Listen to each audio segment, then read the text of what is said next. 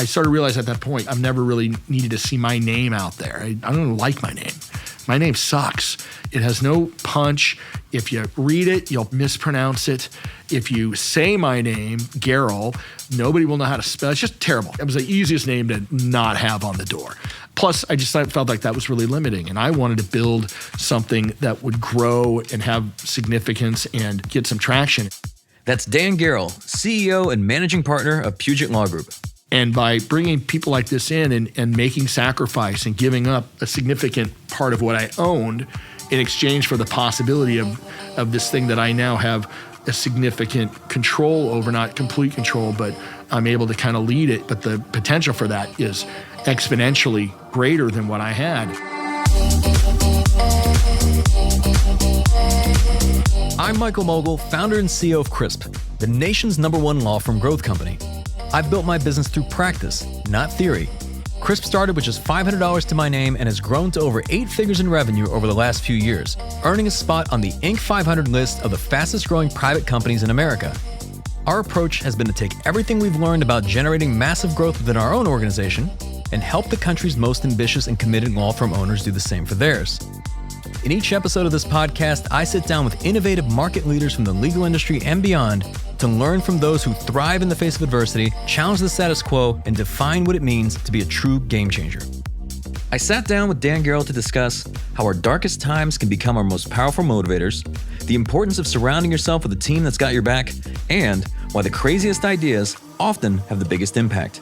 So some of the messaging, I'm able to kind of inject like some humor, my personality, a little bit of swagger, here and there. And I think it works. And if I find out that some other attorney, kind of looks down the nose at it, I just go, look, I'm having fun doing this and it's working and we're growing. So, you get those three, what else do you need? That's coming up on the Game Changing Attorney Podcast.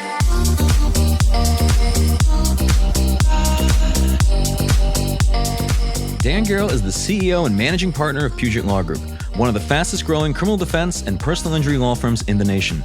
Over the past couple of years, Dan's been on a transformative journey, and he's documented much of it along the way. I began our conversation by asking him about the catalyst behind his transformation, a pivotal moment that changed his life.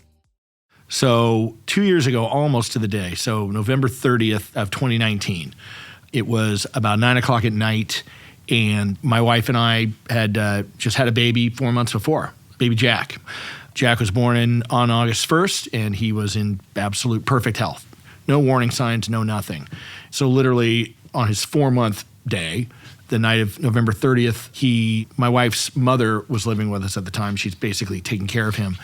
And she was getting ready to put him to bed, and we heard a scream downstairs. And it's a sort of scream that when you hear it, you don't go, something going on, you go, shit is going down. And it is going down like I've got to be down there like now. So I run down there, and we had just had him like 20 minutes before.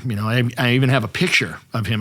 His mom was holding him. He's looking adorable. 20 minutes later, I go down there and she's holding him, and he's turning gray. Like I've never seen that. I've never seen a human, a baby with that. And he's conscious, but he's losing it. And I'm looking at my son and I'm like, he's dying. I don't know what's going on. And my mother-in-law, she's Korean. So we get along great because we don't talk, like we don't understand each other. And she's in shock. So there's zero in terms of what has happened. And I get 911 on the phone, and they're asking me, is he breathing?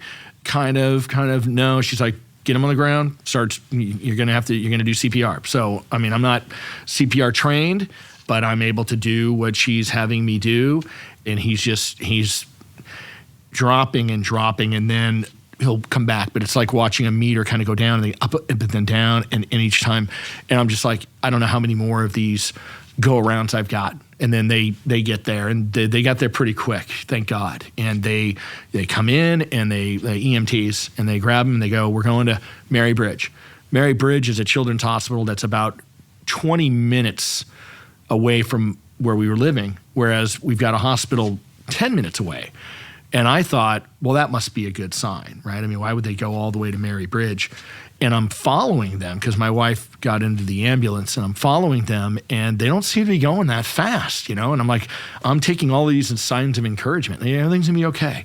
And I get to the hospital several minutes after they do, and I get in there, and there's just this team of doctors around this bed and the tube sticking up from the top. And I just realized this ain't good. This is bad news. And they didn't know what happened. They said he had full cardiac arrest. He had flatlined twice on the way to the hospital.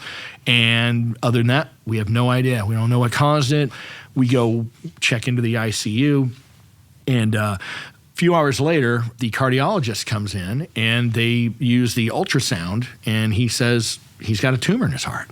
And they're very rare. And so from that point, it's about a week, because they had to determine what to do. He's either going to have it removed, or he'll have to have a heart transplant. And if it was going to be a heart transplant, they could do that at Seattle Children's. They actually have a specialty for that.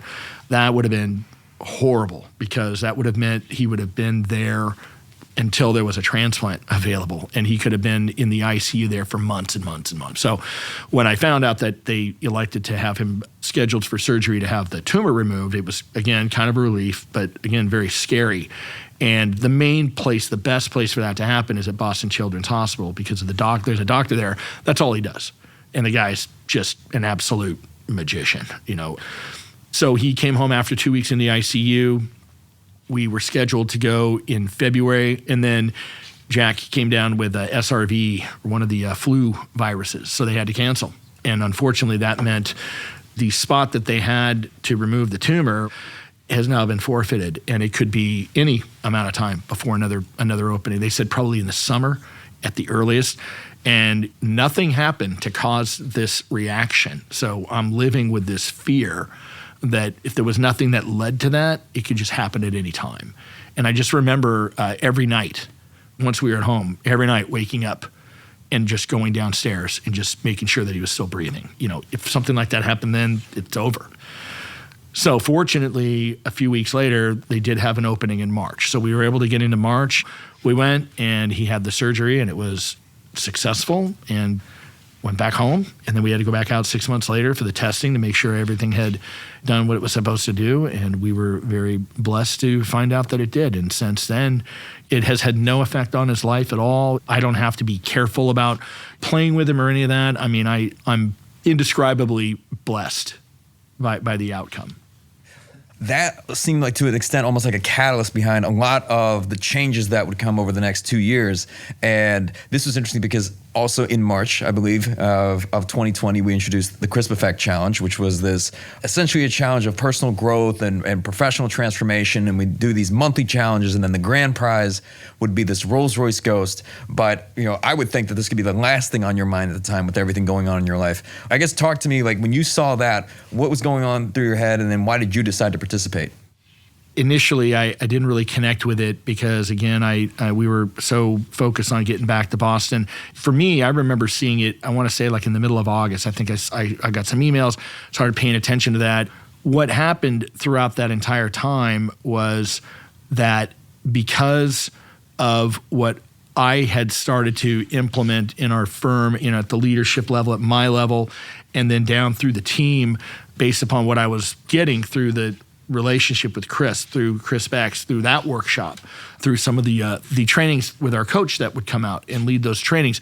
It was, even though that was a new thing for the people on my team, it was already starting to have an effect. When I was gone, essentially, for the most part, for a couple of weeks when he was in the hospital, it was good to see that the place didn't completely collapse. And they allowed me to kind of focus on that, as well as when we went back to Boston and then we had to go remote. But I very much tapped into the mentality and the mindset that I was learning from you and from the workshops of, you've got to see this as an opportunity, right? Because everybody around us, all of our counterparts, they were all curling up. They were all throwing in the towel, shutting down, not just going remote, but literally not taking cases. And I just said, I don't have that option.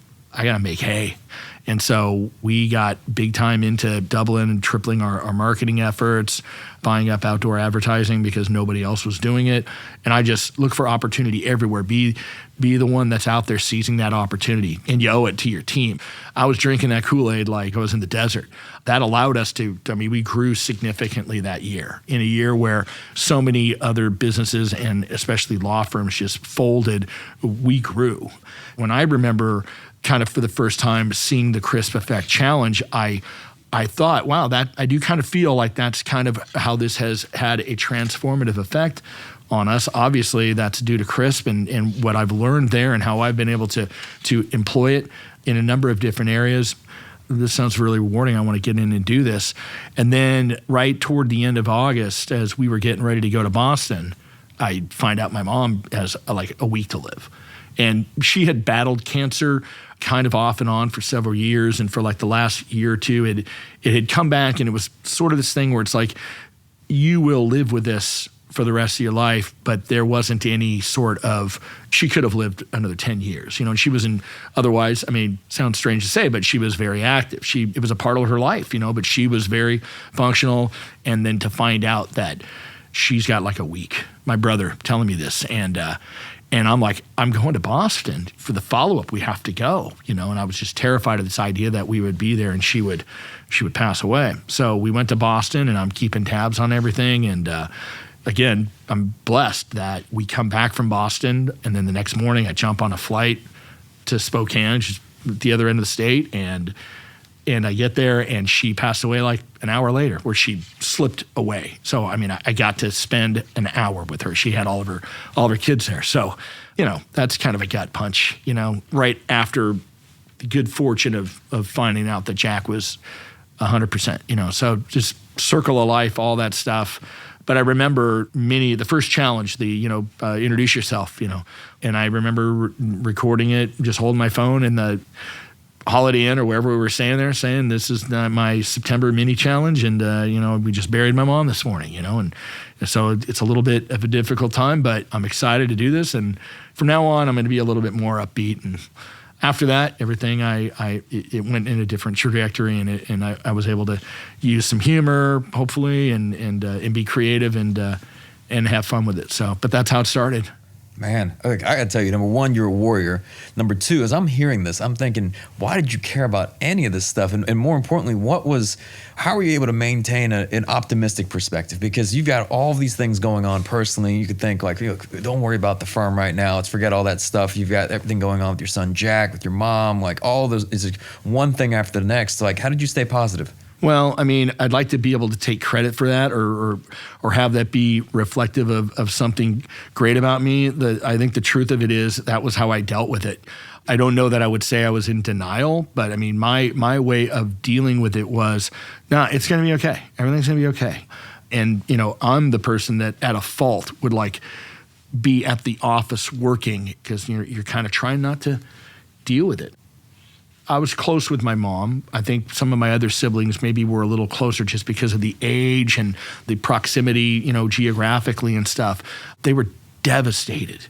And I wasn't. I was heartbroken. But I had a brother my sister, they were non-functioning for weeks.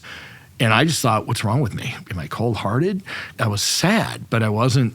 I'm like, I'm at work. I'm back to work. I've got stuff to do. My mom would want me to do this. That was my thing. And I think that that's true, but that's why.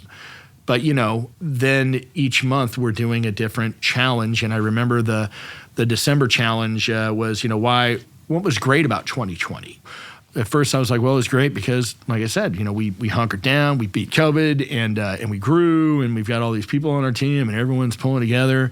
I really love the video aspect of it. I really got into learning that video editing program, and definitely a ham and egger compared to you guys, but I enjoyed it. And I started putting this thing together about Jack, because it was about a year after all that stuff had happened, and the more I started doing it, I started realizing, wow, this is the one that I really wish I had done, because even though 2020 is associated a lot with loss and with COVID and so many people, dying and stuff, 2020 is a year that everything happened that saved him, So I said, well, I'm gonna look at it that way. And as I was putting that thing together, And you asked me, what on average, how much time did you spend on the video? And I said, I think I said 20 hours. I put 50 hours into that one. I would just lock myself in my office and work on this thing. And it was more of an attempt to be cathartic, but that's the first time that I allowed myself to deal with any of this stuff emotionally. And it was just like a tsunami. It just crushed me. It was the first time I really allowed myself to deal with losing my mom, with what happened with Jack. So I will say this, there was about a week there where I was the complete opposite of somebody that was keeping the law firm running and stuff. Fortunately, it was the holidays, so I wasn't that needed, but I was, sooner or later, you're going to pay that bill. You can't keep things in denial forever. It's going to come and get you at some point. I do think going through that and then finally allowing it and I guess dealing with it through the creative process of doing that was probably, for me, the best way that it could happen. And it did kind of help me start to kind of heal on some of that stuff. Well, and you were certainly inspiring other people. I don't know whether you know this or not, just in the process when you would be sharing those videos and the monthly challenges.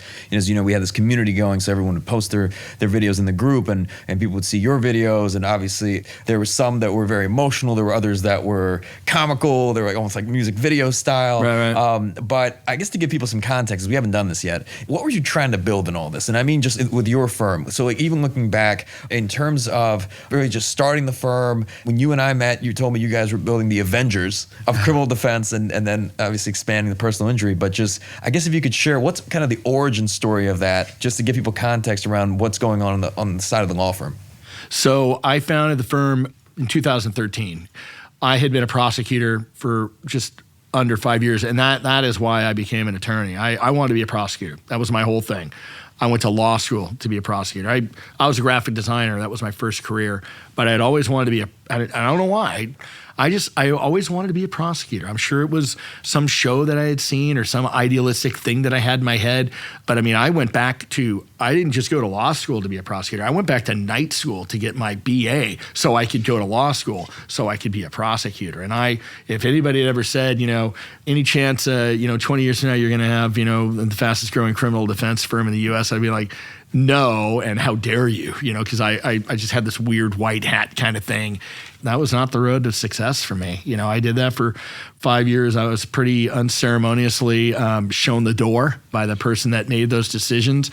And then I didn't know what I could do. I didn't know if I was going to keep practicing law or what, but I went to go work for a personal injury firm that wanted to develop a criminal defense kind of division. So I kind of did that with them. And I learned personal injury law. And then after about 3 years, I just felt it was time for me to do my own thing. And I really only did criminal and DUI defense.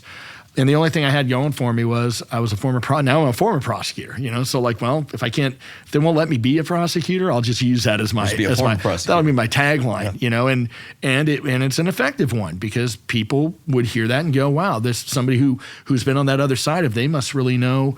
And I do think that that's true. I think that there's a benefit to having that as experience. And we have now, my big thing is we've got 8 former prosecutors on our team. And I think that makes us the most formidable criminal defense firm, I'll say, on the West Coast at this point, just because as time goes on and I see what's going on, I do feel like I can start to say things like that. But at the time, that was the only thing I had because I had no history of being a criminal defense attorney. I didn't have a string of a referral source, but I also knew marketing to a certain degree, certainly better than any other attorney that I was dealing with. And so I was able to kind of grow over time and do okay. But over the course of about 4 or 5 years, gained some traction, and I realized I just want to be running the firm. I don't really want to be the person that's having to drive all over the place and going to court and getting yelled at by this judge or that client's family member who isn't happy about the great deal that I got him. So I hired somebody who then became one of our partners who had extensive experience, much more experience than me as a criminal defense attorney. But that was like a big move to make because this is not somebody that, was an entry-level attorney. I had to pay, significantly to get that person to come on board.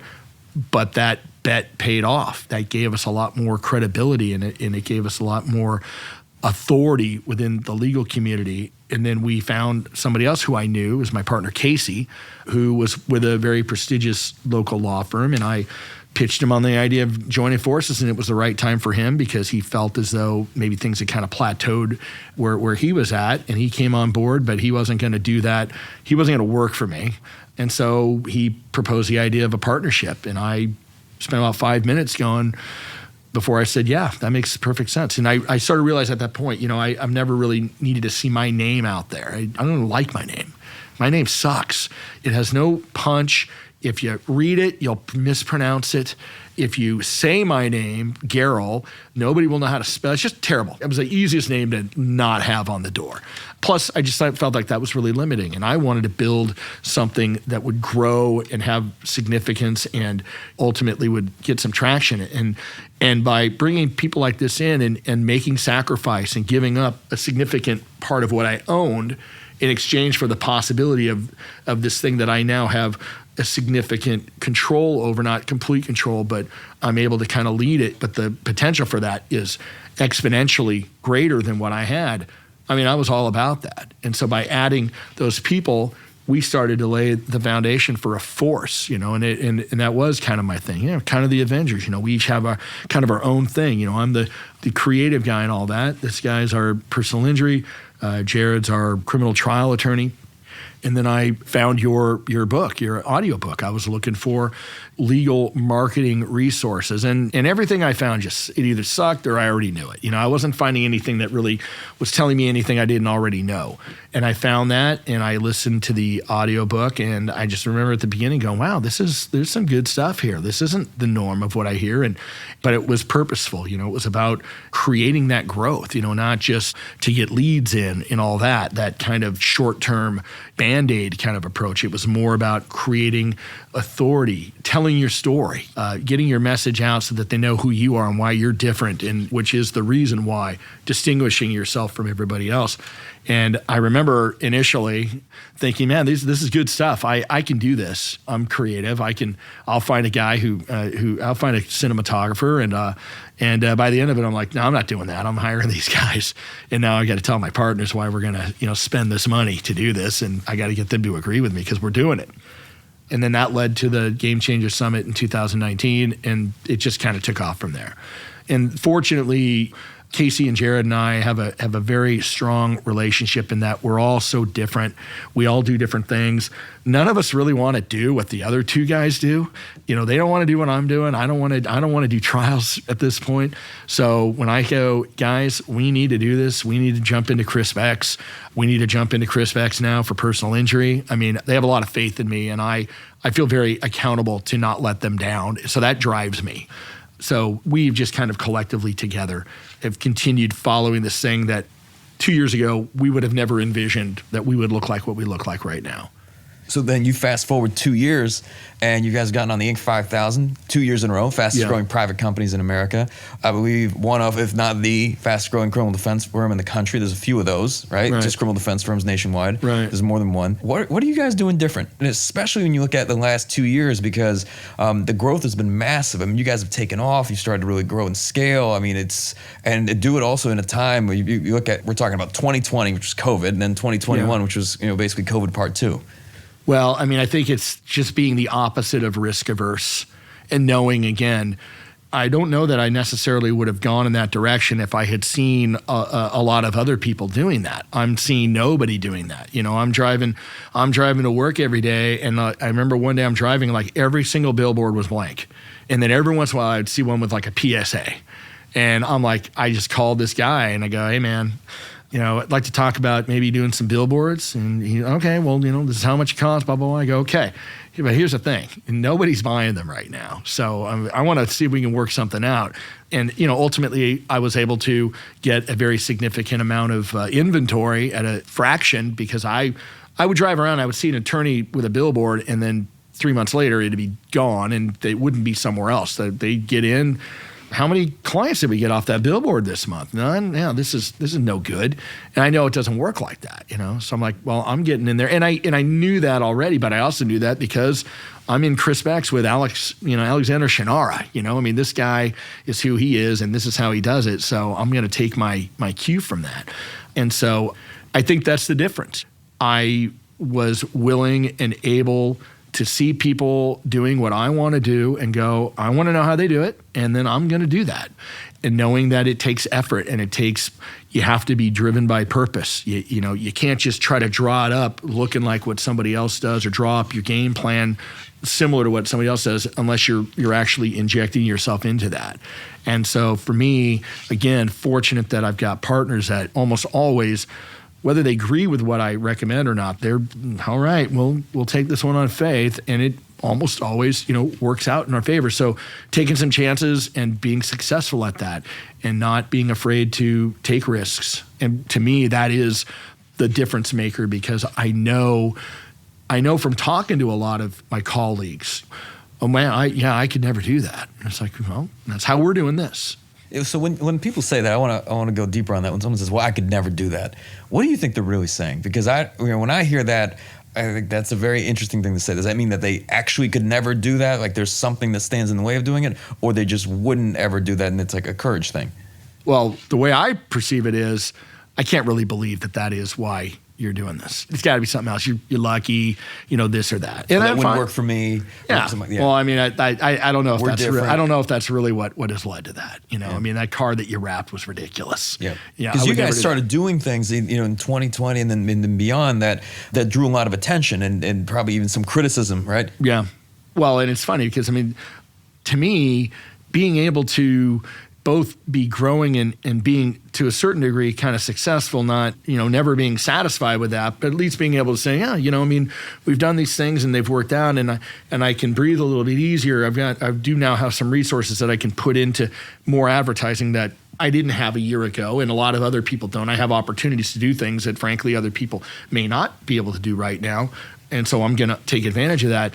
And at the same time, I get to do it my way. Especially before I partnered up, because I don't get to just make every decision 100%. I do have partners that I have to at least persuade. But at the time, I bought this Dodge Charger and I wrapped it, and originally it was a wrap for Puget Lager. And it was a pretty cool looking car. That's all I need. And yeah, I'd hear other attorneys in the community, so-and-so said that, that's so tacky and it's unethical and it's this and that. I'm like, good, don't you want to have fun? Wouldn't you like to do it your way if you could do it your way and you could, succeed? So, I've just been fortunate. And again, a lot of these things turn out very, I think, favorably, so being able to have freedom and be creative, because I'll always be a designer. I'll always be a creative. I'll always do that as long as I'm an attorney. And even though that was my first career, I still employ a lot of that into what I do now, and it's enjoyable. And I think it also has allowed us to succeed in those areas. I'm able to kind of inject like some humor, my personality, a little bit of swagger, here and there. And I think it works. And if I find out that some other attorney, kind of looks down the nose at it, I'm like, I'm having fun doing this, and it's working, and we're growing. So, you get those three, what else do you need?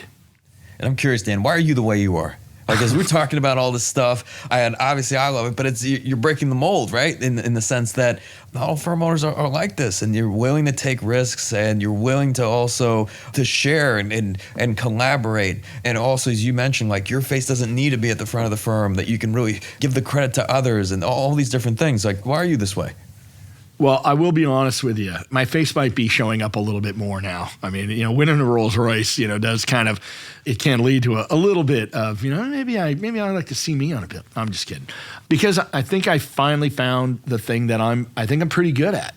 I would never say I'm the best attorney. I've never felt that. I take pride in being a good attorney. I think that I am a good attorney. But that was never the thing.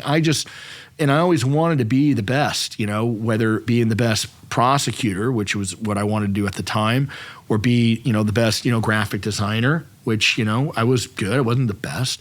But now somehow I think I might be the best guy who's running a law firm who's also doing, graphic design and doing the billboards and coming up with the ideas and implementing what I learned, with Chris. I think I might be one of the best, if not the best, just at that equation. So that's kind of who I am. And because it seems to be working, and it seems to be working better for me than anything that I had done up to that point, I go, well, that's who I am. That's what I was meant to do. And I just run with it. So we bring it back to present day, or almost present day. Let's say it's November. There was hundreds of firms that participated in this challenge, submitting videos, and then it got narrowed to a top 10, and the top 10 premiered at the Game Changer Summit in November of this year. So I'm curious, as you're watching all these videos play, because after the 10 would play, then the voting would happen, and the voting was everybody who was there at the summit, whether it was those that had participated in the challenge, those who had never heard of the challenge. You were just basically, here's the compilation video of everything you've done, since engaging in the challenge, and people would vote for, well, which one was the most compelling? So as you're seeing these other ones play, what are you thinking? So they took all of our videos and created kind of a montage and did a great job. But you can't take what I think is cumulatively probably well over an hour worth of video, and you're going to condense that down into a 3.5-minute video. You can't have everything in there. The people doing the editing are making decisions, and the end result, it does look great, but everybody's looks great, right? I mean, they're all... You weren't the only one with a compelling story or even a son named Jack. No. And here's the other thing. So I went on and I watched it, because what happened over the course of time is there really was a lot of like camaraderie and a lot of support. And what for me started out as like a competition. I mean, I wanted to win that Rolls. I wasn't playing around. I mean, I had a goal of winning it. But at the same time, as time went on, I realized I was getting a lot out of not only what other people were putting up there, but they're supporting me supporting them, seeing people support each other and really engaging with each other. And it became a lot more meaningful as a result. So when we got to the point where they were doing the voting for like about a month and a half or a couple of months, and they had all, I think it was 60 to 70 people at that point, you had these videos. I committed myself. I'm going to watch every single person's video, and I'm going to give them a vote, And I know I did. I know that I watched it over the course of several weeks. I watched them all. And of course, the voting is done at this point, and now we have our top 10. Of course, we don't get to find out who they are. You'll find out at the conference. So get to the conference. I'm thinking, well, there's probably going to be a list of the top 10, or they're going to tell us. No, they introduced them one at a time throughout the conference, and it was all finalist number 1. And then here's this video. And I'm watching these now, and they're on the big screen. It's like being in an IMAX theater, and the sound, and I'm like, these are awesome. Wow, I didn't realize how powerful these were. And you're right, the first one was John Martin, who's a buddy of mine, and we bonded over what happened with my son because he lived in Boston, and he has a son named Jack. And his son, years before, had been through something pretty significant and had been at Boston Children's. So we had all these common things that we shared with each other. And his is the first one, and it was amazing. And I'm like, I don't remember seeing that. Did I miss his video? And he's got a son named Jack. There's only room for one child named Jack. That's it. He's going to win. I mean, there were so many strong ones, each one after the other. I was very impressed with how moving and how compelling they were. And I'm realizing, man, any one of these could be the winner. And then after the first day, they'd gone through the first 7, and I wasn't one of them. And I'm like, okay, there's only 3 left. The number 8 was somebody else, and then number 9 was mine, and then number 10. I felt like, I think mine seemed to be well received. A lot of people would come up to me and go, wow, that was really great, But I'm like, they're all great, and I wanted to win that Rolls, but I'm like, man, this is anybody's game. So I certainly had no undue confidence or belief at that point that, I'm winning that Rolls. I was very much on pins and needles from that point on. And so there was what happened at the conference. Obviously, your name was called out. You win this Rolls-Royce. Then a few weeks later, you're here today. You just signed over the title of the Rolls-Royce. You got the keys of the Rolls-Royce. Now the car is yours. Yes. Has this set in yet? It's kind of starting to. I mean, I think once it's actually at home, sitting in my driveway, or I've got to go make some room in one of side of our garage, I think it'll become that much more. But yeah, over the last few days, being here for the workshop, seeing it out there last night, and then with everything that's happened today, it's definitely, starting to, register. And it's a great feeling. It's very, like I said, it's very humbling. It's an honor. And yeah, it's an amazing experience. So in looking back across all of this, so to people listening, because I'm just curious, what are some of the lessons that you learned through all of this, just even over the last 2 years, whether it was being part of the challenge or just everything you've just done, period? I mean, it's kind of hard to say something that doesn't sound cliche, but what I've learned and I've shared with my partners over the last couple of years is I've really learned to trust my gut on things. If I just have that sense of, you know what, this is the right thing to do, there's a sense, and I've realized over the last couple of years, every time I've done that and I've followed that, I don't think I've let myself down yet, So with the challenge, it was just, the amount of time and effort and dedication that I put into it to potentially win, but how can I answer this in a way that not only responds to that challenge, but also the overall thing, which is tell us about the effect that being in this relationship with Crisp has had on you and on your firm and on your firm's relationship with the community. Like I always made sure to, is this idea that I have consistent with all that? And, I had a lot of crazy ideas that didn't make it past, the first or second day of whatever. Maybe I'd have one of my partners going, nah, don't do that. That's not it. But, just knowing, yes, this is the right way to do this, whether it was that or the moves and the decisions that we made within our firm or with it, as far as our team was concerned, or bringing on somebody that's now kind of turning into our COO, all of these things, I just go, if I'm feeling that, I'm going to trust myself. If I'm in my head and I'm not really feeling it so much, I'll continue to kind of debate it and leave that open for others. But when on those moments where I'm just feeling this thing and I'm getting that, I'm going to go in that direction. So just kind of learning to trust myself that when it comes to that level, I'm starting to realize I might be onto something. So what's next? And I don't know how much you can share on the podcast, or maybe you can. What do you plan to do with Rolls-Royce? Well, I'm kind of working on something, and I haven't yet come to the conclusion that it is doable, and I don't want to be too heartbroken if I find out that it's just logistically or otherwise a no-go. But I want a Rolls-Royce, which is awesome. It's also like, like Rolls-Royce? What are you going to do with a Rolls-Royce? And I know that the reason why I won is the story that I told, which is Jack. I mean, there's no story without that. And what happened with him and what he went through and how that affected me and how I responded to that and all that. I'm like, there's got to be a connection there. I can't just take a Rolls-Royce and go drive in it, I'm not going to sell it. I'm not going to, do this or that. I was like, I've got to do something that makes sense of all of this. And Casey had an idea about, hey, what if we drive, sick kids to their treatments at hospitals, which is a great idea. But I thought, and I remembered this, that when we went to Boston, we flew to Boston. The person working at the hospital, she called herself the navigator. So she would email me and say, okay, well, here's the schedule. So you're gonna come in here, fly in this day, and then be at the hospital at 7:30. We're gonna do this with Jack. We're gonna run these tests, and then you're gonna come back on this, 2 days later for the surgery. Give me the time, point me in the right direction, give me some ideas on some of the hotels or whatever. So she's just kind of the liaison.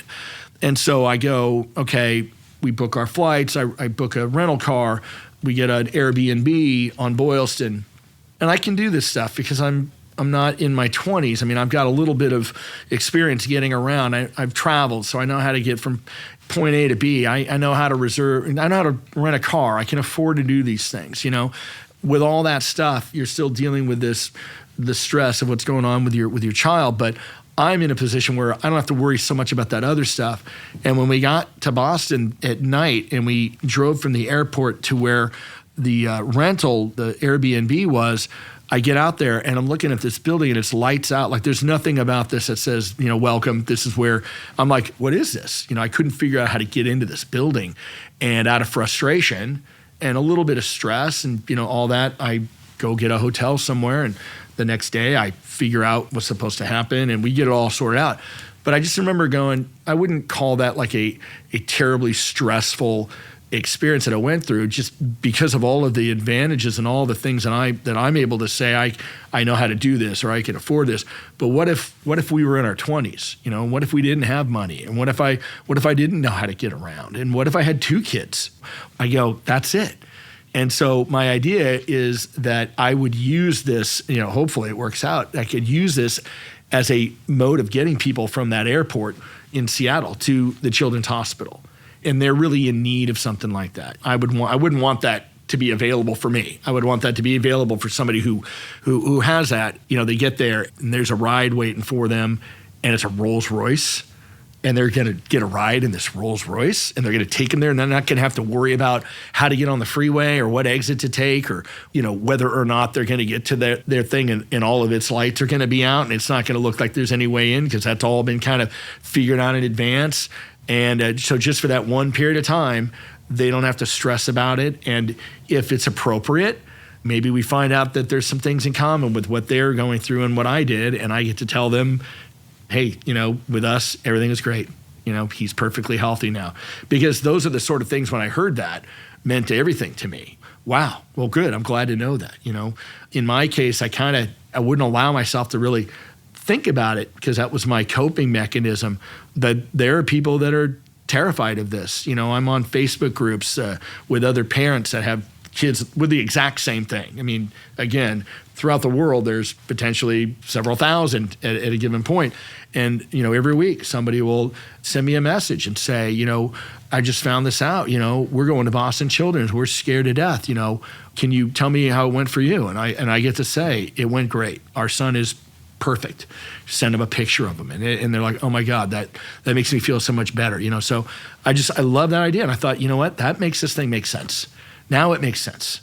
So I'm hoping that we can put something like that together. I hope so too. I hope they let you do it. And that would kind of be an amazing, not just an experience for someone. You couldn't tell them they were going to be picked up in a Rolls-Royce. Right. I'm like, just say, don't worry about how you're going to get from there. Just we'll pick you up. Just be ready. We got a shuttle. Yeah. Yeah, exactly. There you go. The shuttle will take you somewhere.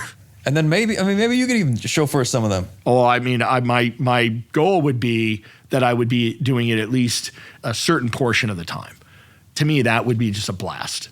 I love it. So Dan, as we come to a close, this being the Game Changing Attorney podcast, you're certainly a game changer. What does being a game changer mean to you? The one question that I knew I was going to be asked, the one I could prepare for. For me, it's as a leader of a team, always trying to walk that balance between having confidence and being humble, and knowing at all times you're accountable. You're accountable for everything that happens, and people are looking to you to kind of lead them, whether they necessarily understand what you're wanting to do or not. And you're the person that has to figure out how to not only make that change, the thing that's going to be difficult for some people at first to kind of accept. You have to be the conduit to lead them there, and make them believers, and make them understand that this is what's needed to be done. I want to give a huge thank you to Dan Gerl for taking the time to speak with us today. What particularly resonated with me was when Dan said that market leaders do things their own way, regardless of the status quo. And if you hear someone say, that's crazy, or you're crazy, take it as a sign to keep going. You've been listening to the Game Changing Attorney podcast with me, Michael Mogul. If you enjoyed this episode, I'd really appreciate it if you can leave a review and share this podcast with at least one other ambitious law firm owner. And you know what? Maybe more than one. For more information on our interview with Dan Gerl, see the show notes for this episode in your podcast app, or visit GameChangingAttorney.com. And join us next time for a very special episode of the Game Changing Attorney podcast. The tables have turned, and for the first time ever, I'm in the guest seat, interviewed by the one and only Jessica Mogul. People say, oh, it grew so quickly. Yeah, you see it now, but in 2012, no one knew us. 2013, no one knew us. 2014, no one knew us. 2015, 2016, you know what I mean? Like that happened. Yeah. Also, how much money was Michael making? 2012, 0. 2013, 0. 2014, 0. 2015, 0. 2016, 0. You know what I mean? Like, I don't think people see that. You don't see behind the scenes. That's next time on the Game Changing Attorney podcast.